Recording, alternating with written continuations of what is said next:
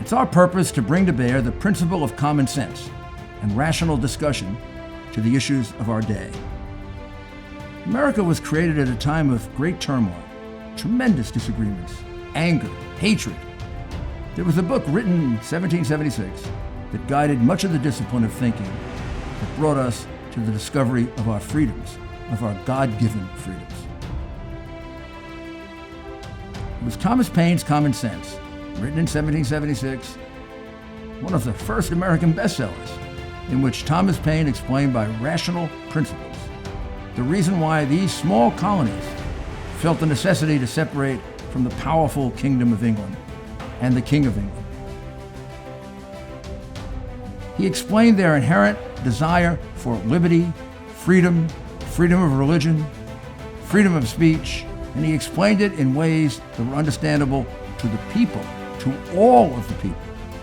A great deal of the reason for America's constant ability to self-improve is because we are able to reason, we're able to talk to each other, we're able to listen to each other, and we're able to analyze. We are able to apply our God-given common sense. So let's do it.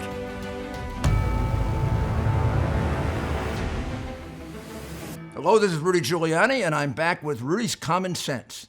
And we have a very special treat today. We have a member of the Italian Parliament, a very significant member of the Italian Parliament, a lawyer, a reporter, a man with a very deep background in public affairs, and a man who has a great love for the United States also, as most Italians do. And I think most people in America have a great love for Italy. And we are sharing a terrible, terrible pandemic and terrible, terrible experience together. So I thought it would be useful to find out how it's going in Italy, how it started, what happened, and kind of compare it to what we're doing and see if we can both learn something. And the gentleman I'm talking about is Andrea Ruggieri, who is a member of Parliament. Also, he's a lawyer, and he's been at times a television reporter. So he'll be quite comfortable, as you can see Andrea now, quite comfortable, during this interview. And I notice, Andrea, before we start, that bridge is not in Rome that you have behind you. That bridge behind you, I don't think connects the two parts of Rome. That's not over the Tiber, right? First of all, thank you, Mr. Mayor, for your presentation. I feel a lot of emotion, so I'm sorry for my American. It could be not the best one, but the bridge you can see behind me is the most famous bridge all over the world. Is the Brooklyn Bridge. So your city, that for me is the city, is New York City, is a place of my heart. Thank you for the presentation, because I've been a lawyer, as you told before. I've turned in TV journalism after a few years. Now I'm a member elected of the Italian Parliament. And now I'm seeing from here, from Rome, the bad times we're living together. So would you tell, just so we understand, you're pretty much in the same situation that we're in. You've been in a lockdown in Italy for some time now, right? Actually, now Italy is yet under lockdown, because we had the first cases of this Chinese virus in late February. Then the government decided to close all Italy on 8 March. Now we are ending our lockdown. We will return free at the 18th of May, so in the next 2 weeks. Well, the greatest mistake we have done here in Italy, unfortunately, has been to announce the closure of a region. I'm talking about Milan area and surroundings. That is the most infected one we have, but allowing many people to escape from Milan and surroundings by airplane, by train. They were directed to the south of Italy. So the government got scared about it, because they got scared that the infection could have come from the north to the south of Italy. But outbreak has never exploded in the south of Italy. So now we are suffering a great and dangerous paradox. The center and south of Italy they have no any pandemic, but they risk to fail. So that's the problem we have now. So let's just so our listeners understand it, viewers understand it. It's a very, very strange situation. Almost all of the cases are in northern Italy. In fact, disproportionate number in Lombardy. Lombardy, Piedmont, Emilia-Romagna, and Veneto seem to have the vast majority of cases. For all the persons who doesn't know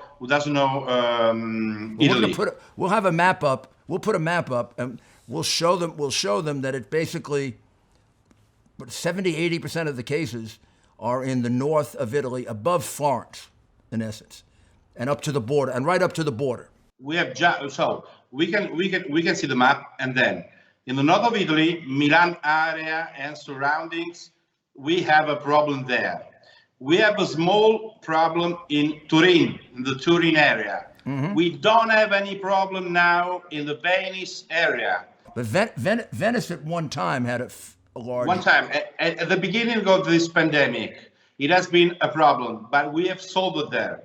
So now the problem is from Tuscany down to the Sicily and Sardinia, and we're speaking about Florence and surroundings, Rome and surroundings, Naples and surroundings, Capri, Amalfi Coast, Sicily and Sardinia. If you add all together, you have a third of the person hospitalized in the only Lombardy alone. Lombardy is the Milan area. Okay, so that's the reason, because I don't like this lockdown, because you have one nation but two different situations, and this government should have differentiated this kind of situation. Well, did they not when they did the order? Because now, in retrospect, it's quite obvious that it's a very concentrated problem. Yeah. And below Florence and below, it's a very manageable problem. And you get further south, there's no problem at all.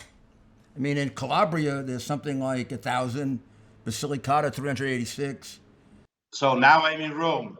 And for making an example, Rome, all the district around Rome, we count the 0.06% of people infected. So nothing. It's simply manageable.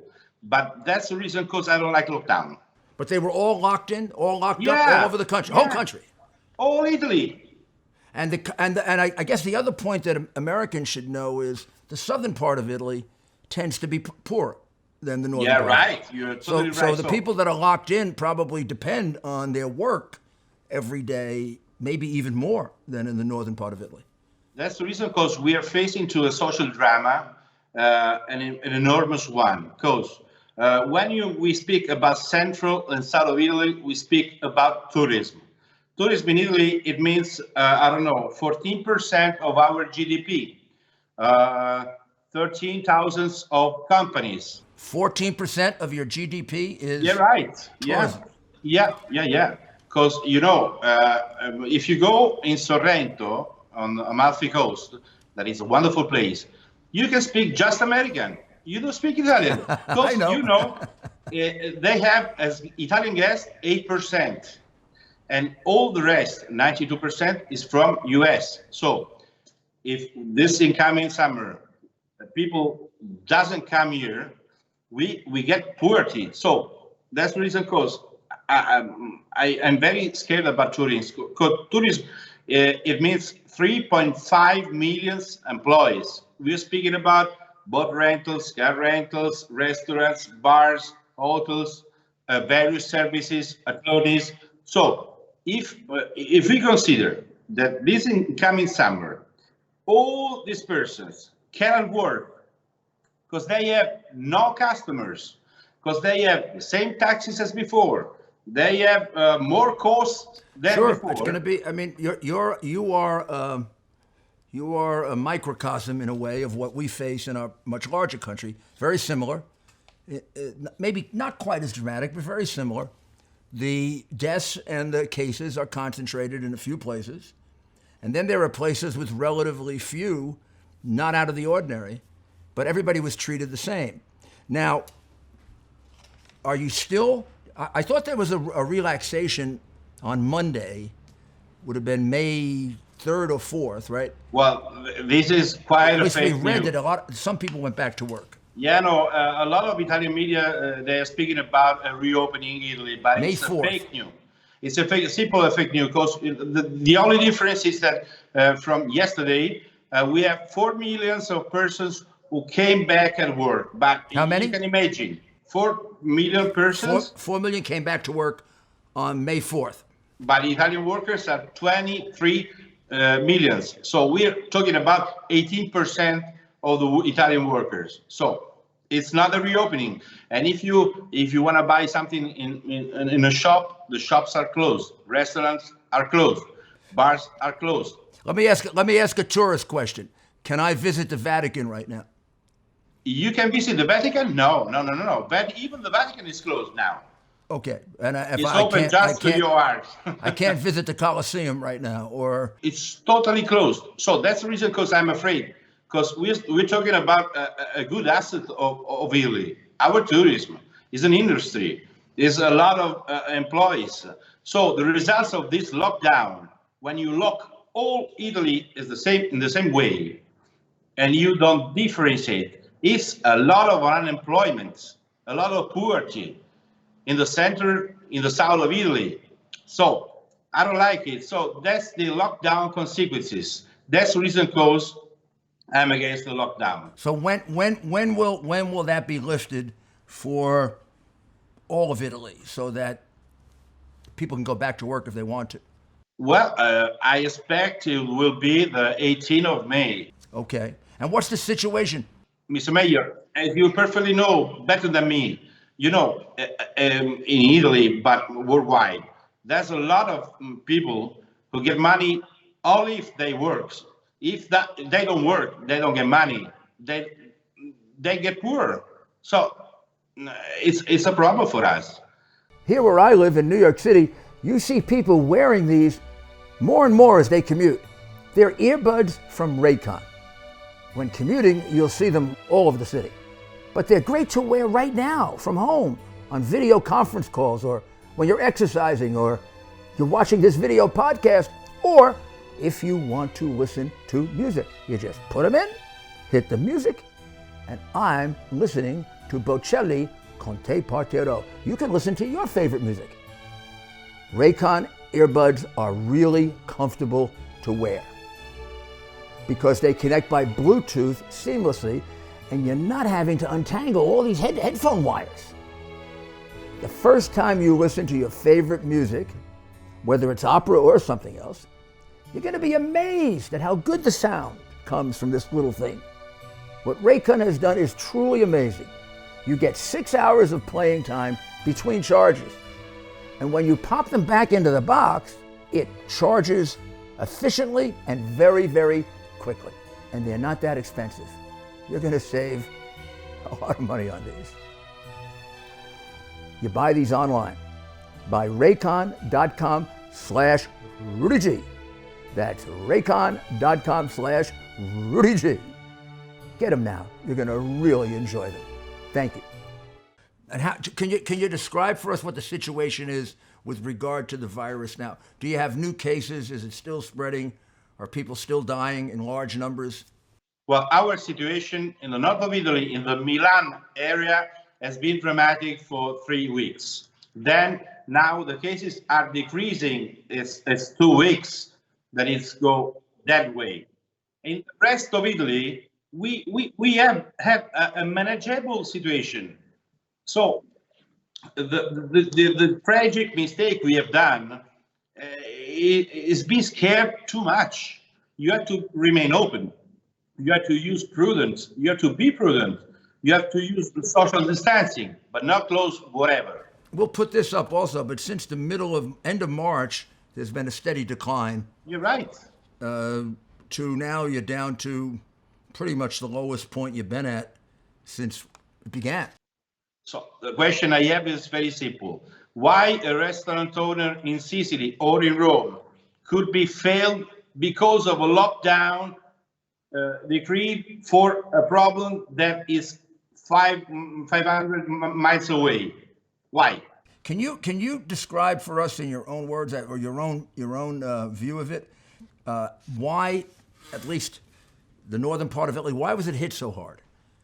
More than, let's say, some other countries. Although now some other countries are catching up, like Spain. But why was Italy hit so hard in that initial period of time? Well, I think the government, the Italian government, has been wrong. They trusted too much on our virologists, but they said everything and the opposite of everything. So the government, they got scared too much, and so it's something like for an insurance on our government. Okay, we can close whatever we want, whatever you want, because we are scared, and the media are instilling terror in the people. So a lot of part of the population in Italy are worried about this situation, but it's not so bad a situation. Well, now, why is the concentration so much in the north? Was there a lot of interchange with China in the north and not as much in the central part in the south? Well, in my opinion, it's because we're talking about the Milan area and surroundings. We have a lot of companies who continuously goes and coming back from China. So Milan, China, Milan, German. Usually what happens? They go to China, they work there, they come back Italy, they go around this area we are talking about, so Lombardy, they go in German, they make business, they come back in Italy. So that's the reason, cause it's concentrated in that zone. But I repeat, Lombardy is just 10% of Italy. So what's the message you send if you lock down all Italy as Lombardy? Well, the message you send is that all of Italy is dangerous. And the fact is the danger is concentrated in 4 closely contiguous regions, and mostly Lombardy. That's the unfortunate part of it. Now, are you comfortable with the source of the virus as to where it comes from? Well, my opinion is clear. This is responsibility of China. So China is totally responsible for this virus outbreak. This is a Chinese virus. They have hidden a lot of things. They have infected all the west part of the world, and now they have to refund us because our economies now are very weak because of the Chinese virus. They have hidden. So now we have this problem. China's, first of all, we are speaking about a communist dictator. Don't forget it, because China is not a normal country. It's not a democracy like US or like Italy or like all the rest of the world. So there are people in this country who need to hear this, because we have people, believe it or not the president, of course. The president has been very clear, and the Secretary of State, very clear, this is a Chinese this is a Chinese virus. It comes from China. And then they spent a month or a month and a half lying to us. And had we had the information about it, when I say us, I mean you and America, we could have prepared better if we had been told the truth. But the damage is just at the beginning, because we easily comprehend that if our economies are weak now because of that virus, the Chinese virus, we have this problem. China want to buy our companies, our communications, our infrastructures. They want to buy whatever they want, because now we are weak. They are strong. So they want to take advantage from this situation, but it's their fault. So, in my opinion, we have to, for example, Mr. President Trump is right. We have in Italy Mr. Berlusconi, the former Italian Prime Minister. He's been saying for 2 years, China is danger number 1 for all the rest of the world. China Mr. is, Macron I'm sorry, and China Merkel. is, say that again, please. China is? Yeah, China is the danger number one. Danger number one. Yeah, Berlusconi has been saying this concept for 2 years ago. So the problem is Madame Merkel and Mr. Macron, they are changing their approach on this problem, and I approve it. But now we have to, all the rest of the world has to be like a block. We have to be very strong right now against the danger. Now, how realistic, Andrea, is that there's, I know your view and the view of your party is like that, but sometimes we find that Europe tends to be fairly weak on these issues. Has the damage that's been done so great that there's a very strong feeling that China needs to be cut off and taught a lesson? Well, how is realistic? Well, in my opinion, if you compare United States to Europe, it's not the same thing, because you have a strong identity, you have a common foreign policy, you have common policies about immigration, pandemic, and we don't have nothing about it, and we are too slow. But we have to be more aggressive. We have a great problem on this phase of this world. We have an enemy because we haven't decided this. They have decided, because we have a danger much more dangerous of the old Soviet Republic of Russia, because China today has atomic weapons, a lot of much more money, and don't forget, they can count on 1.5 billion of slaves, because they are no citizens. They have no rights. They have no free media. They are not free. They live under surveillance. So that's a problem. It's not a solution, China. China is a problem. So we have to think about it in this way and be strong all together for make no risk about our freedom. Will that view prevail over some of the left-wing ideologues that you have in Western Europe? Are you able to have that view prevail as the government policy for Italy and France and Germany, and I'm pretty certain it will for the UK? Honestly, German and France, they are changing their approach, and I approve it. Yeah, it seems that way. I'm just asking you, how realistic is that? Yeah. It's realistic because Macron has understood the danger, and even Madame Merkel is comprehending. In Italy, we have a different situation, and I don't like it. I don't like the approach of the Italian media and government towards China. It's too weak. They are too ingenuous. And I'm sorry, but sending 2 face masks is not enough for being forgiven, okay? Yeah. And a lot of them don't work, by the way. So I don't like when I see something that claps his hands to China. Thank you for the masks. Thank you for the mask. Are you kidding me?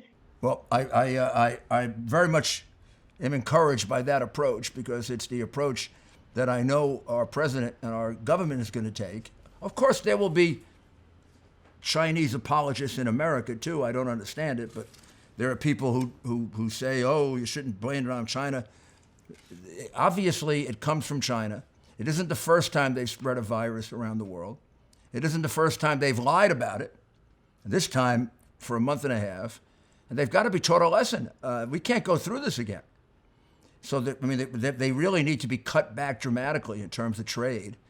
And I think the U.S. will do it. And I hope that what I hear from Western Europe, at least from Germany and France and England, is quite strong. Now, tell us a little more about the Italian government. What is the majority in the Italian government right now? Well, now the situation is quite complicated, however, because they are socialists. They want more state, more public money, more redistribution, and we want the opposite. If we vote tomorrow morning, center right, so Mr. Berlusconi and the right side will win easily and largely. But now we don't have any votation available. So we have to wait. So now we have to do a good opposition to this government because they are not so solid and we can influence them. But I repeat, I don't like the current way to be in relations with China. For me, China is a danger. It's not an opportunity. It's just a problem to solve. Together with the right side of the world, and me, I, and my party, we don't have any doubt. The right side to be on is the American one. Well, that's very encouraging for us to know that we have allies and people who see the world the way we do. And now, how long? What's the prospect for Italy? How long will the settling down take and the resumption of somewhat normal behavior, and where people will feel comfortable coming to Italy? Now, unfortunately, I repeat, we are facing a social drama. We expect a lot of unemployments. A lot of people get money, now they don't know how can they live here. So we have even more problems from before the Chinese virus, because we have too high taxes, too much bureaucracy. We have a justice that is too much low and sometimes is politicized. For making an example, our prosecutors are not elected as you perfectly do. And as you perfectly know, we have a lot of prosecutors that are public employees. So that's a different kind of justice. But we have some good assets, but we have to change our mentality. We need a mentality most similar to yours, and we have to reform Italy, making of Italy an easy country. If you want to be an investor, less taxes, less state, a state who does less things but better than now. So we want to go back as mentality at the Italy of the 60s. So obviously what you're expressing is music to my ears. It's a conservative economic approach, which is the only approach that creates more jobs. How close to having a government that will effectuate those policies are you? When is the next election? What are the prospects? Well, we have two different ways. First one, the main one, is wait for 3 years and then win the election. But it's a long, long time. The second one is that we could have a crisis of this current government in the next 2 months from now, because of the economic crisis. In that way, it could be because we are a democracy, but all the games we can do in the parliament, as you know. So we are not a presidential republic, unfortunately. So the second way is that my party, which is the North League, they share the responsibility with a part of the left side, and they make a government together. But it's an involving situation. We have to expect 2 months more. 2 months? 2 months more, because maybe this current government could be on crisis in the next 2 months. And you feel comfortable that there could be a change that effectuates policies that would be more sensible fiscal policies? And well, if you ask me if I like this way, I answer the obvious. I prefer the election way. Right. But if you had to wait 3 more years, maybe you have to change your strategy. So if you have the opportunity, the chance to have a new government instead of this one current, maybe we have to get it. Well, since we have you in Italy, I'm going to conclude by asking something. Americans, get very differing opinions of how our president is viewed overseas. The liberal press likes to make it seem as if everybody dislikes him. And when I go to Europe, I'm often told how people there admire him for being such a good leader.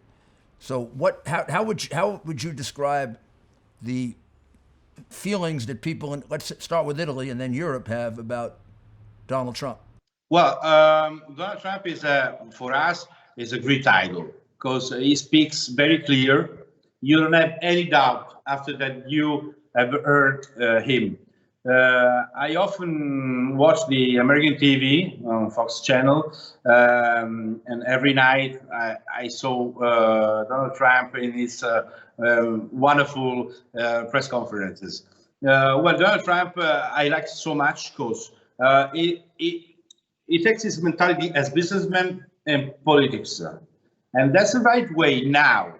Now, for me, it's very similar to Silvio Berlusconi. They mind as entrepreneur. So what's wrong? That's my idea. That's the way we can do for making better. And they are really clear. You know what you buy. You don't have any doubt. Right. Yeah, there's no doubt about it. He's very outspoken. He puts his views out there. Sometimes it offends people. Yeah. But you know what he stands for. Well, strong character. If I have to say something, I say directly. Everyone can comprehend what I say. That's real and modern politics. Who should we be looking for in the next election in Italy? You want to tell us who the possible candidates are?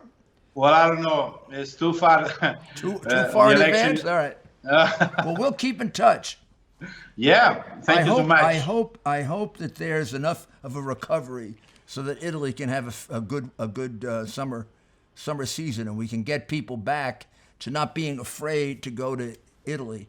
I'll do my best to convince people of that. I'm going to try to get to Italy this summer. That's right. So I want to say this to the American people: if you want to come here for vacation, you can do it safely, because we don't have any problem in the center and the south of Italy, and in the next few months, even in the north of Italy. So don't be afraid and come here if you want. But for the rest, I hope for the best and I prepare for the worst. So you have, like us, you've been in the apartment for 6 weeks. Your family is in a suburb, right? I'm separated by my family because I want to go in the parliament for working.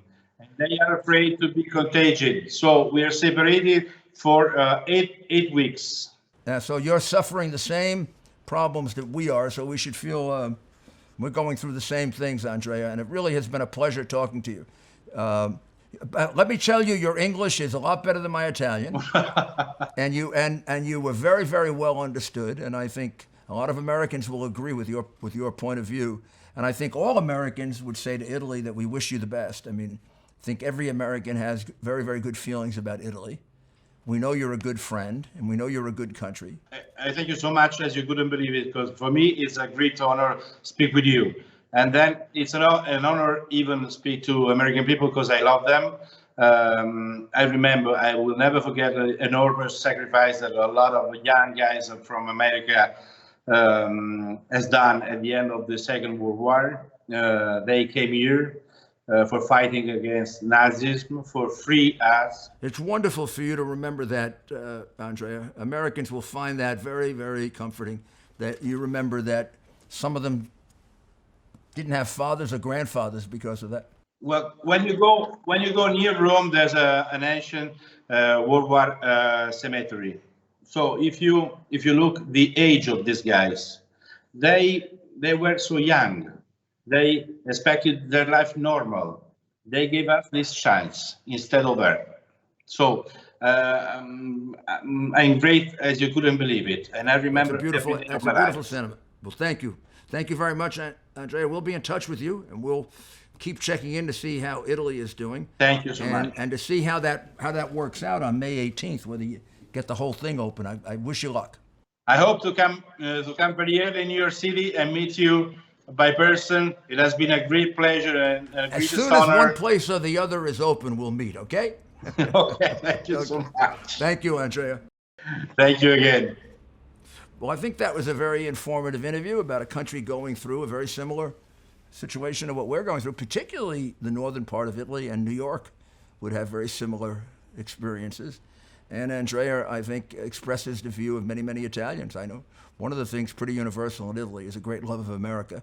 And I think that is mutual here in the United States. So I really thank Andrea for his very, very good comments. And we'll take a break and we'll be back. Thank you.